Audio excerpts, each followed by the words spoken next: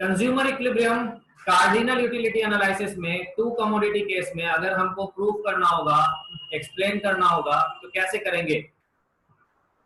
आपके सामने पहले कंडीशन जान ले। यहां पर जो लॉ ऑपरेट होता है उस लॉ का नाम है law of equi marginal utility. ये लॉ आपको याद रखना चाहिए। Law of equi marginal utility क्या कहता है? इसके according, according to this law, इस लॉ के according a consumer gets maximum satisfaction when ratios of MU of two commodities to their respective prices are equal। यानी कंज्यूमर मैक्सिमम सेटिस्फैक्शन हासिल करता है तब जब दो कमोडिटीज का मार्जिनल यूटिलिटी, उनके का रेशियो, यानी मार्जिनल यूटिलिटी का रेशियो उन गुड्स के प्राइस के साथ, यानी अगर हम इसको लिखना चाहें स्क्रीन पर तो हम ऐसे लिख सकते हैं MU X by PX must be equal to MU Y by PY। ठीक है, तो MU X क्या है? मार्जिनल यूटिलिटी है कमोडिटी X का। MU Y क्या है? मार्जिनल यूटिलिटी है कमोडिटी Y का। तो marginal utility of commodity X divided by PX must be equal to marginal utility of Y divided by PY। ये है law of equi marginal utility. यानी अगर इसको हम लैंग्वेज में एक्सप्लेन करना चाहे तो last rupee spent on X as well as last rupee spent on Y must give equal level of satisfaction. यानी अंतिम रुपया जो आपने X पे खर्च किया हो, या आपने Y पर खर्च किया हो, या आपने Z पर खर्च किया हो, या ऐसे 100 गुड्स पे खर्च करो, लास्ट रुपी आप सारे गुड्स पे खर्च करो, वो लास्ट रुपए से मिलने वाला सेटिस्फैक्शन सारे गुड्स के ऊपर सेम सेटिस्फैक्शन लेवल अगर दे रहा है तो ये आपका law of equi marginal utility का पॉइंट है। यानी ये लॉ ये कह रहा है कि कंज्यूमर मैक्सिमम सेटिस्फैक्शन लेवल पे तब पहुंचता है जब रेशियोज बराबर हो। कौन सा रेशियोज? मार्जिनल यूटिलिटी का रेशियो उन कमोडिटीज का उनके प्राइस के साथ, यानी कमोडिटी का मार्जिनल यूटिलिटी उनके प्राइस के साथ जो रेशियो होगा उन रेशियोज को आपस में बराबर होना चाहिए, जिसको यहाँ पर symbolically MUX by PX is equal to MUY by PY से एक्सप्लेन करा गया। So मैक्सिमम सेटिस्फैक्शन कब मिलेगा? When ratios of MU of two commodities, यानी दो कमोडिटीज का मार्जिनल यूटिलिटी का रेशियो उनके प्राइस के साथ बराबर हो।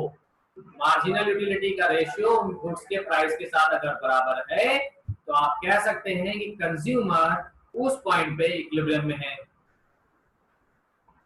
दूसरे लैंग्वेज में अगर कहा जाए, consumer will spend his income in such a way that utility gain from the last rupee spent on each commodity is equal. यानी law of equi marginal utility कह रहा है कि एक कंज्यूमर जो है अपने इनकम को इस तरीके से खर्च करता है दो या दो से ज्यादा कमोडिटी पे, जो अंतिम रुपया जो वो खर्च करे सारे गुड्स पे उससे मिलने वाला सेटिस्फैक्शन बराबर होना चाहिए। यानी last rupee spent on all the goods gives the consumer same level of satisfaction. अगर ऐसा हो रहा है तो कंज्यूमर वहां पे इक्विलिब्रियम में माना जाएगा।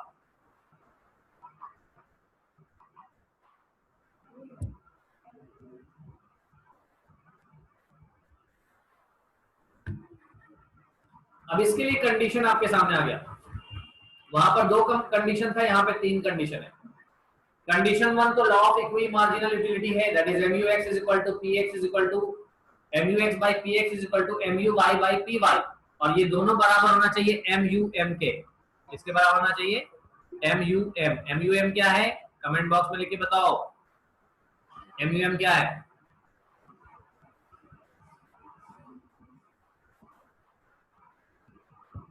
MUM क्या है?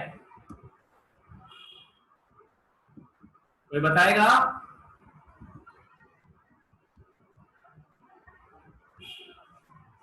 MUM क्या है? Marginal utility of money. Marginal utility of money सिर्फ बताना नहीं बल्कि उसको डिफाइन भी करना है।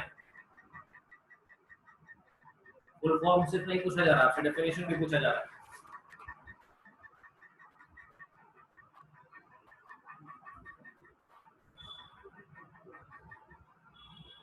मार्जिनल यूटिलिटी ऑफ मनी तो फुल फॉर्म हो गया ना, डेफिनेशन बताइए।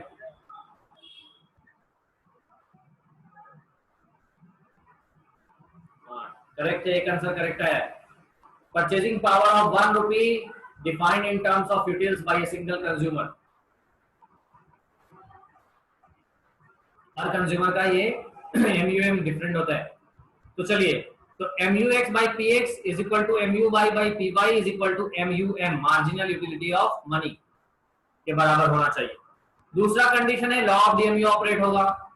तीसरा कंडीशन है कि टोटल एक्सपेंडिचर, यानी आपका जो टोटल खर्च है, आपके पास उस गुड्स के ऊपर जो खर्च करने का जो इनकम था उसके बराबर हो। मतलब ये कि आप मान लो 2 गुड्स खरीदने के और दोनों गुड्स का आप टोटल खर्चा 100 रुपया करना चाहते थे, तो मनी इनकम आपके लिए उस कंडीशन में कितना हो गया, 100 रुपीज हो गया। टोटल एक्सपेंडिचर कितना करना है, 100 रुपीज करना है। इनकम उस गुड्स को खरीदने के लिए, दोनों गुड्स को खरीदने के लिए कितना लगेगा, 100 रुपीज। चलिए अब एग्जाम्पल देखते हैं। ये 2 टेबल है आपके सामने, इसमें दिया हुआ है यानी पहला, दूसरा, तीसरा, जो हिडन है ना, ये इंफॉर्मेशन, ये इंफॉर्मेशन और ये इंफॉर्मेशन, ये तीनों क्वेश्चन में दिया हुआ है। इसमें हमने टिक लगाया, ये तीनों इंफॉर्मेशन दिया हुआ है। ऊपर में कह रहा है लॉ ऑफ DMU ऑपरेट होता है, आप चेक कर सकते हैं। सेकंड कॉलम में भी मार्जिनल यूटिलिटी लगातार घट रहा है, और वाई में भी, वाई के भी सेकंड यूनिट कॉलम में, वहां पर भी मार्जिनल यूटिलिटी लगातार डिक्रीज कर रहा है। तो MU तो डिक्रीज कर रहा है, दैट इज क्लियर है। प्राइस जो है वो पहले गुड्स का 10 रुपया है और दूसरे गुड्स का प्राइस जो है वो 2 रुपया है। अब आपको क्या करना है, आपको निकालना है MUX by PX, यानी MUX, यहां पर देखो MUX को A से इंडिकेट कर रहे हैं और PX को B से इंडिकेट कर रहे हैं, तो A by B आपको निकालना है। तो A by B निकालेंगे तो देखो कितना होगा, 100 by 10 कितना आएगा, 10। 80 by 10 कितना आएगा, 8। 60 डिवाइडेड बाई 10 कितना आएगा, 6। 40 डिवाइडेड बाई 10 कितना आ गया, 4। 20 डिवाइडेड बाई 10 कितना आ गया, 2। 0 डिवाइडेड बाई 10 कितना आ गया, 0। उसी तरीके से इसमें भी निकाल लेंगे। 24 डिवाइडेड बाई 2 12। 22 डिवाइडेड बाई 2 यानी 11। 20 डिवाइडेड बाई 2 यानी 10। 18 डिवाइडेड बाई 2 यानी 9। 16 डिवाइडेड बाई 2 यानी 8 एंड 14 डिवाइडेड बाई 2 यानी 7। क्लियर है? तो ये इस तरीके से चौथा कॉलम दोनों का कैलकुलेट हो गया, दोनों टेबल का चौथा कॉलम कैलकुलेट हो गया। ठीक है, अब देखो यहां पे MUX बाई PX यानी ये कॉलम, MUY बाई PY यानी ये कॉलम। अब इन दोनों कॉलम में बराबर का अमाउंट कौन कौन है, तो ये देखो यहां पर भी 10 मिल रहा है आपको और यहां पर भी 10 मिल रहा है, एक तो यहां पे बराबर है। दूसरा यहां पर देखो 8 यहां भी है और 8 यहां भी है। तीसरा और कोई पॉइंट है नहीं। तो इसका मतलब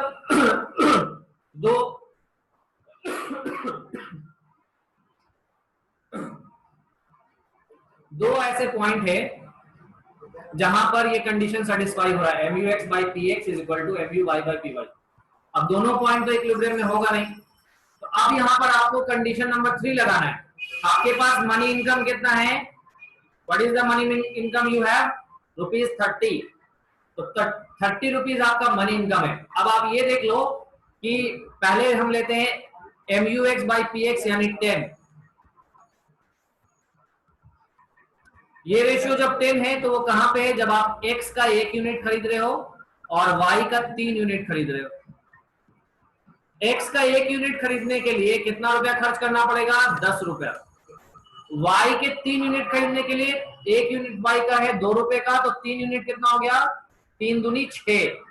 तो टोटल खर्चा कितना हो गया इस पहले कंडीशन में, यानी जहां पर 10 आया है, MUX by PX जहां पे 10 आया है, वहां पे 1 और 3 का कॉम्बिनेशन है, और 1 और 3 के कॉम्बिनेशन में जो टोटल खर्चा आया वो आया 10 प्लस 3 इंटू 2।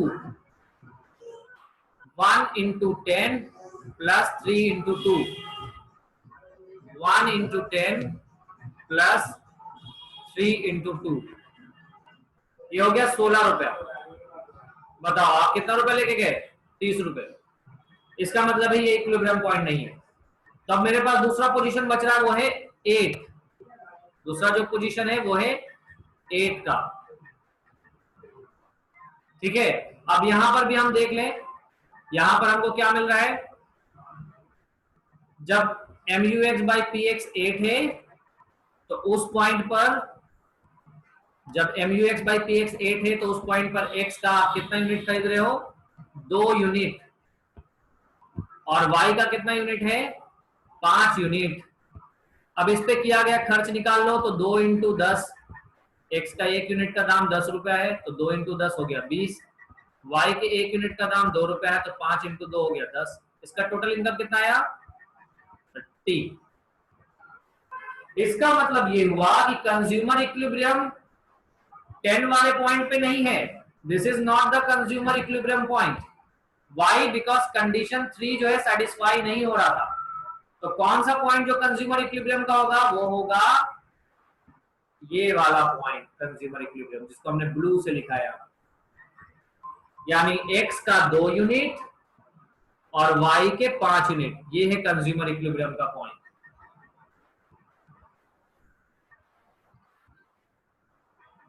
तो कंक्लूजन ये निकला, देयर आर 2 सिचुएशन है जहां पे MUX PX के बराबर है, MU by X by PX MU Y by PY के बराबर है, और वो है 2,5 यूनिट और 1,3 यूनिट। लेकिन कंज्यूमर इक्विलिब्रियम किस पॉइंट पे डिटरमाइन हुआ, वो 2,5 पे हुआ, क्योंकि वहां पर कंडीशन नंबर 3 सेटिस्फाई हो रहा है, 30 रुपया वहीं पर खर्च हो रहा है, और किसी भी पॉइंट पे 30 रुपया खर्च नहीं हो रहे। ठीक है, तो at 1,3 combination the total expenditure 16 rupees आ रहा है, जो कि मनी इनकम से कम है, जबकि 2,5 पे टोटल एक्सपेंडिचर 30 रुपीज आ रहा है, जो कि एग्जैक्टली उतना ही है जितना रुपया आप लेके गए थे खर्च करने के लिए उन गुड्स के ऊपर। तो ये आपका कंज्यूमर इक्विलिब्रियम पॉइंट हो गया। तो 2 कमोडिटीज का कंज्यूमर इक्विलिब्रियम पॉइंट डन। उम्मीद है आपको समझ आया होगा। लास्ट 1 मिनट, आप में से जिनको कोई डॉट पूछना है तो पूछ सकते हो, और जो पॉइंट नहीं समझ में आया अपलोड हो जाएगा ये लेक्चर, आप वहां जाकर के दोबारा से देख लेंगे।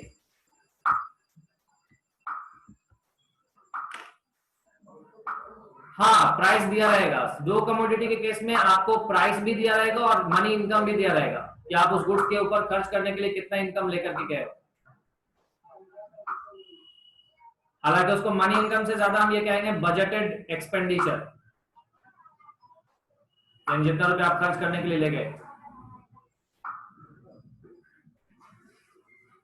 तो ग्राफ वाला जो है वो लेक्चर पुराना लेक्चर है, उसमें अपलोडेड है, वहां पर जाके चेक कर लेना।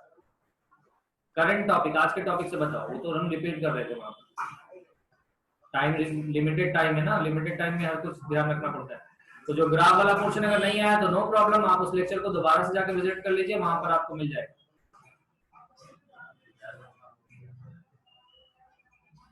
हम आज के लिए, सिर्फ आज के लिए आप लोगों को बता दें, सिर्फ आज के लिए हम सारा लेक्चर ओपन करेंगे, कल वाला आप सब लोग देख लेंगे वो लेक्चर जिनको जिनको देखना होगा, और फिर हम उसको प्राइवेट में डाल देंगे। ठीक है,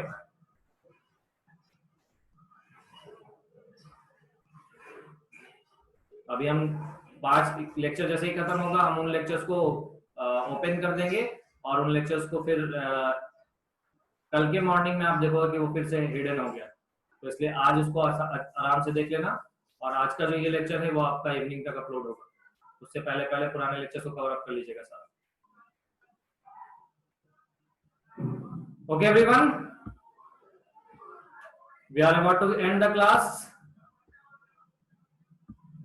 कंक्लूजन रिपीट यही करना है कि 2 सिचुएशन है, एक और 3 पे टोटल खर्चा 16 रुपया आ रहा है, लेकिन दूसरा कॉम्बिनेशन जो 2 और 5 है वहां पर टोटल खर्चा 30 रुपया आ रहा है। 30 रुपया कैसे, एक एक्स का दाम 10 रुपया है, तो 2 यूनिट अगर आपने 10 रुपए का खरीदा तो 2 इंटू 10 यानी 20 रुपया, और 5 यूनिट अगर आपने वाई का खरीदा तो 5 इंटू 2 यानी 10 रुपया, तो 20 प्लस 10 कितना रुपया हो गया, 30 रुपया, मनी इनकम के बराबर।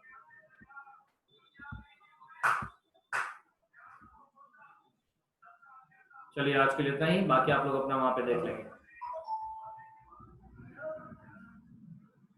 ठीक है, बाकी लेक्चर अपलोड हो जाएगा, जिनको जो इश्यूज था वहां पे आप जाके चेक कर सकते हो। आज के लिए इतना ही, सी यू टुमारो।